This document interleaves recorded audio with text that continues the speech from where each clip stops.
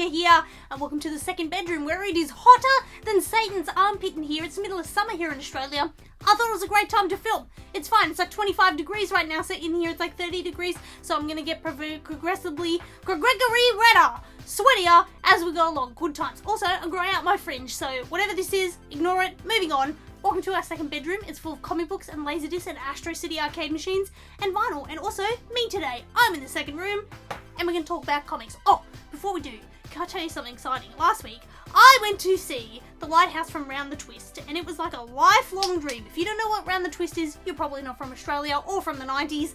It was a kids' TV show based on my favourite writer, like actual book writer, Paul Jennings. I loved them growing up. I wrote a fan letter to them, and they wrote back to me and sent me the one book I didn't have because I said I didn't have it. Nicest person ever. Anyway, we went to see the Round the Twist Lighthouse. And it was just magic, and there it was. And then at the bottom of the lighthouse, Australian reference, it was so Australian, we saw Red Simons. Red Simons from the band Skyhawks, and also from the television series Hey Hey It's Saturday. It was a very Australian day. I had a very good time, and I just wanted to tell you about it. I filmed some footage I wanted to show you. Anyway, good times are happening in here as well. Gosh, I'm ranty today. It's fun. We're having a good time. Talking about comics, talking about car trips. And we're going to talk about comics. I've got some single issues. I've got some treasures I found, which isn't really things I've read, but it's like a treasure that I wanted to show. And some older books, because I'm getting through my pile of to reads. I've only got maybe 20 books left there. I'll probably polish off 2 today, so that's not too bad. I'm really chatty today. Okay, I've had a lot of coffee. Hot tip. Anyway, let's talk about comic books. First book we're going to talk about is from Image Comics, and it's called Ha Ha, and Ha Ha to you if you didn't pick it up, because everyone wants to read this book, and they keep coming in the, do you have Ha Ha? And I was like, nah man, I've sold out, you're just going to have to wait. But they did a couple of printings, so maybe you can pick it up. I definitely recommend picking it up. It's by W. Maxwell Prince from Ice Cream Man. Do you know how many times I've told you to read Ice Cream Man? I'm not going to do it again, and you just should. And you should also read Ha Ha, and it's Vanessa Del Rey on art. Oof. Man, you are in for a treat, and yes, it is in fact about a creepy clown, which is what the covers, yes, I bought both because I'm a trash human, it's about a clown, and a sad clown that can't get any work, and kind of, is that a little bit like Joker? Remember in Joker where he couldn't get any work and he was a sad clown? I enjoyed that part of the film. It has really dark, crazy art. I can't tell you the plot of the story because it will completely ruin it, but it's pretty much like Ice Cream Man, but a bit more depressing. But it's a horror story, but the horrors of real life and being an adult, not being able to work, especially when you're a spooky clown, and also about people slowly going crazy. So that's enjoyable. The art is really insane. Really dark, really all over the place. I love that there's no real panel structure there. But yeah, for some reason nobody was excited for this. I waited months for this book because I'm really obsessed with Ice Cream Man, as I've said a million times. But then all of a sudden when it came out, everyone was like, have you got Ha Ha? Have you got Ha Ha? And everyone I know talks like that.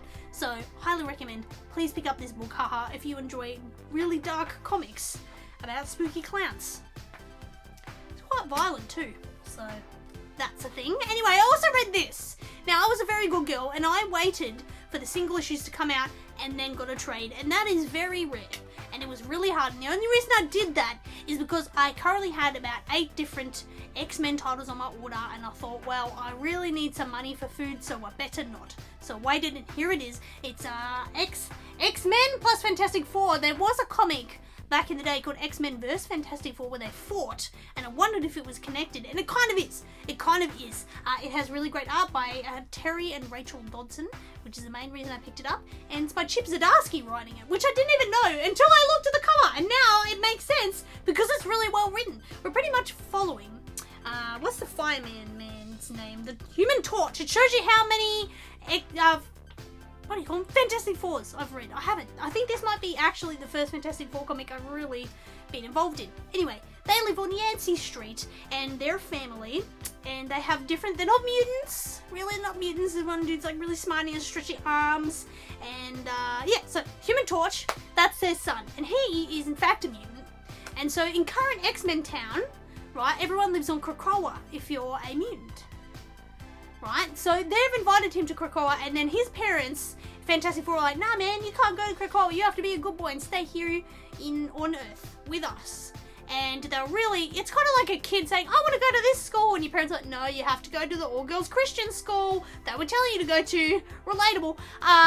So that's what's going on. So X-Men come to fight Fantastic Four to take away their son. Is that not weird to you? Weird concept, yep. But I really enjoyed it. I read it very, very quickly, and I was quite shocked at how much I learnt as we went along about Fantastic Four, because I literally knew nothing about them. So if you're a bit hesitant because you don't know anything about Fantastic Four, I wouldn't worry about it. But if you don't know like the current X-Men lore and like all the Krakoa stuff, it might be a bit hard to follow, because it really, I didn't think it did at all, but it completely ties in to current X-Men. So people can be reborn, they all live on an island together, all the X-Men. It's a little bit of segregation there, isn't it, really? Look, there's so many layers to this new X-Men. I actually jumped off all the new X-Men books except for New Mutants and X Factor, because I liked the true reality TV feeling of it. It's very tacky, very 2000s, so I stuck on it. But the rest of it, it was just too much. I don't like Hickman's writing. It's too big, too much going on, too much text. I don't want to read text when I'm reading a comic book. I mean, I want to read text, I want to read speech balloons, but yeah, I'm not in for pages of text. There's a bit of that in here, and yeah, you better believe I skipped right over it. You bet, like, look at this. I'll show you. I don't care. I don't care. Whatever information's on this page, I don't care. Just put it in a one-panel structure, or I'm not going to read it. That's it. So, I highly recommend this if you enjoy Fantastic Four and X-Men, but make sure you kind of know a bit about current X-Men, or you won't get it. And you can see a cool fight between X-Men and Fantastic Four. It's quite epic. And maybe Doom's there. Maybe Doom's there. You can enjoy. This book has been sitting on my to-read shelf for 2 years at least. It's called Black Hammer, right? And I bought this when only the first trade was out. So that's years ago. Anyway, I finally read it. It's by Jeff Lemire, who does Sweet Tooth, which is one of my all-time favorite, really dark series. It's been made into a TV series, so that's a good reason to read it. I know everybody likes that, but it's great. And you can follow that along and see that sweet boy in Jeopard and the adventures they go on. It's very good, but very dark. And that's what this is, Black Hammer. I originally didn't read it because everybody kept telling me that it was like current superheroes, like Superman, and there's like references to current superheroes or superheroes of the past, and they're like ripping them off. It's like off versions of them, and I was like, why is that a good comic? Like, why can't they just make characters their own thing? Why did they have to be somewhat like actual comic book characters? It turned me off it. But please ignore that, because yes, it is like comic book characters that already exist and you're telling your own story of them, but it's not. It's not really. They're their own thing. The art was really, really fantastic. It's really dark and gritty, in keeping with most of what Jeff Lemire's comics and art stylings usually go with. But I really liked it. The characters were all so unique and completely different from each other. Designing them must have been a hoot and a holler.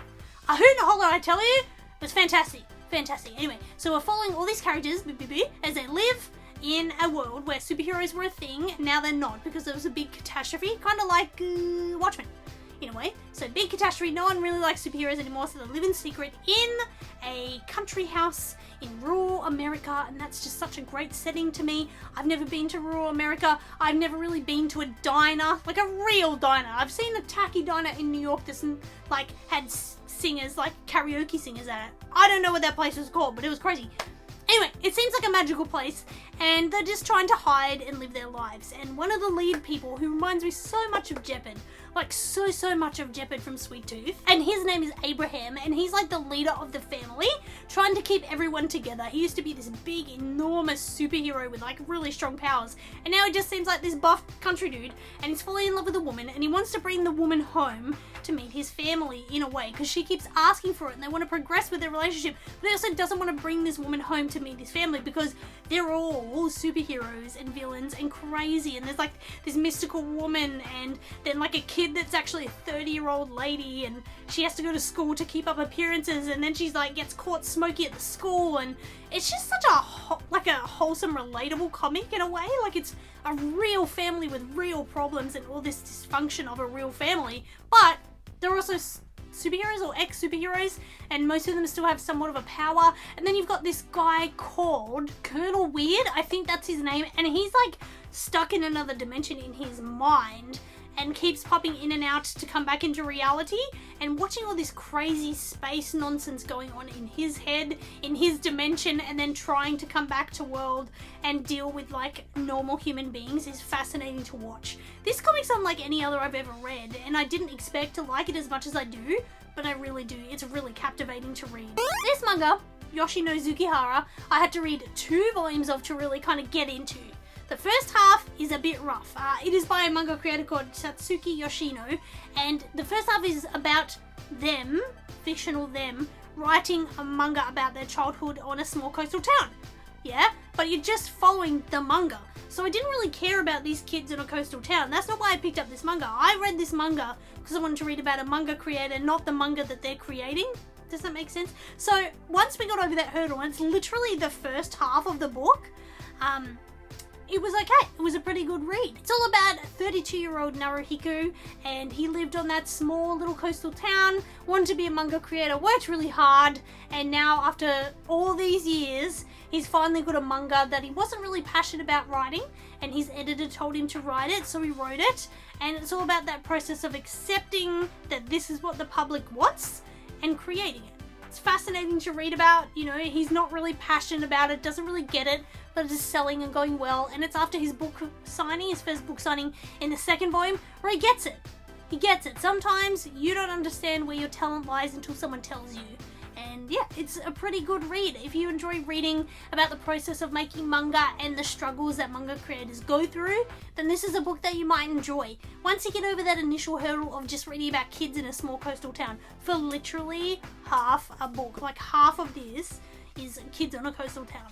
It's not what I signed up for. I don't mean it's bad, but it's not what I wanted to read. Do you want to see 2 treasures that I picked up? They're not books I've read. I mean, I've read them previously, but I got them because they're treasures. The treasures that I wanted to share with you. The first I got for $2 at an op shop, which was very unbelievable, really. First of all, you never find comics in an op shop, especially not first appearances. This is Supergirl number 12. Look at this beautiful Amanda Connor cover on the front. So lovely. And it is the first modern appearance of Terra, who is pretty much Power Girl back here's arch nemesis. She appears in Power Girl, that version, because it's Amanda Connor's version. It was just really exciting and a strange comic to find. There's 3 different versions of Terra, as far as I know, and this is, the modern first appearance of her.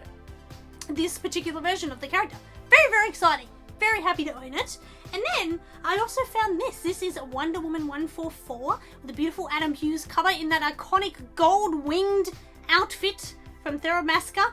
I can never pronounce where she's from. Don't judge me. We all give it a red hot crack. Anyway, it's the first appearance of the gold costume, of her wearing it.